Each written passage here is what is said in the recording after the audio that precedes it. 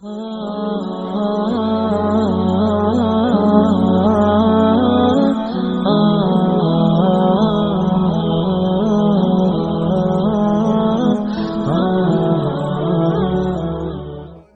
بزرگ تھے، وہ دریا کنارے وضو کر رہے تھے۔ ایک بچھو تھا جو ایک لکڑی پر تیرتا ہوا، کبھی پانی کے ہچکولوں سے وہ ڈوبتا بھی اور کبھی لکڑی کو تھام لیتا، یوں پانی کے بہاؤ پہ جا رہا تھا۔ تو ان بزرگوں نے دیکھا تو ہاتھ ڈال کر کے اس کو نکالنا چاہا، تو اس نے اپنی فطرت کے مطابق ان کے ہاتھ پہ ڈنگ مار دیا۔ درد کی شدت سے ہاتھ جھٹکا تو وہ گر گیا، تو پھر ڈوبنے لگا تو پھر پکڑا اور پھر اس نے ڈنگ لگا دیا۔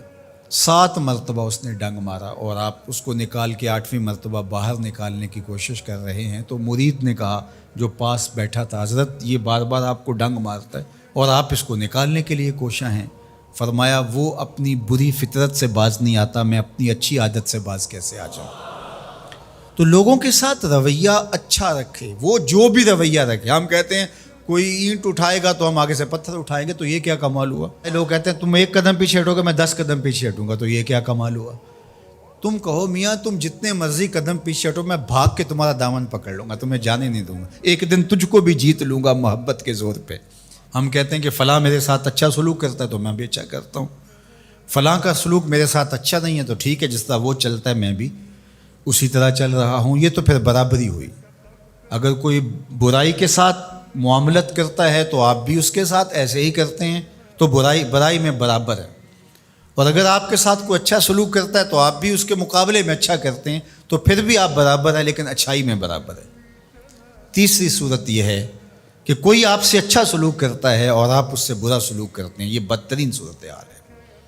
اور سب سے بہتر صورت کیا ہے کہ کسی کا رویہ تلخ بھی ہو، کسی کا انداز نامناسب بھی ہو، کوئی آپ کے ساتھ برا سلوک بھی کرتا ہو لیکن آپ اس کے ساتھ اچھا سلوک کرتے ہیں۔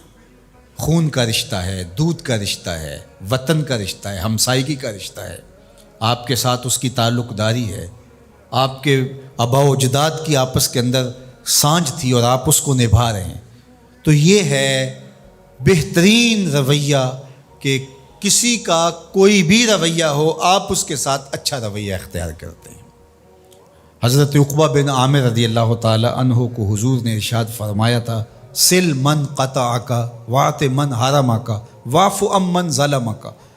اے عقبہ بن عامر، جو تجھ سے تعلق توڑے تو اس سے تعلق جوڑ، جو تجھے محروم رکھے تو اس کی جھولیاں بھر دے، اور جو تیرے پہ زیادتی کرے تو اس کو معاف کر دے، اس سے درگزر فرما۔ یہ بہترین کردار ہے جس سے ایک اچھا ستھرا پاکیزہ اور مناسب معاشرہ ترتیب پاتا ہے اور ترکیب پاتا ہے۔ تو میرے اور آپ کے آقا و مولا نے ہمیں یہ تلقین کی، بلکہ فرمایا جو یہ چاہتا ہے کہ اس کی عمر میں برکت ہو اور رزق میں اضافہ ہو، وہ رشتہ داروں کے ساتھ سلوک اچھا کرے۔ یہ راز ہے عمر میں برکت کا اور رزق میں اضافے کا۔ رشتہ داروں کے ساتھ اگر سلوک اچھا کرو گے تو تمہاری عمر میں بھی برکت ہوگی، تمہارے رزق میں بھی برکت ہوگی۔ تو ہمیں یہ تلقین کی گئی، رشتہ دار تو دودھ یا خون کی سانجھ سے رشتہ دار بنتے ہیں، کوئی عام انسان بھی ہو، ہمیں تو ان کے ساتھ بھی اچھا رویہ اختیار کرنے کی تلقین کی گئی۔ حتیٰ کہ آپ کے دین پر نہ بھی ہو تو آپ کی ہمسائیگی میں بستا ہے، مستامن ہے، ذمی ہے، تو اس کے ساتھ آپ کا سلوک اچھا ہوگا۔ آپ کا دین آپ کو یہ سکھاتا ہے۔ شیخ سعدی بولے، شنیدم کے مردان راہ خدا، دلے دشمنا ہم نہ کردن تنگ، تو را کے میسر شود ای مقام، کہ با دوستانت خلاف است و جنگ۔ میں نے سنا ہے کہ جو اللہ کے بندے ہیں وہ تو دشمنوں کا دل بھی نہیں دکھاتے۔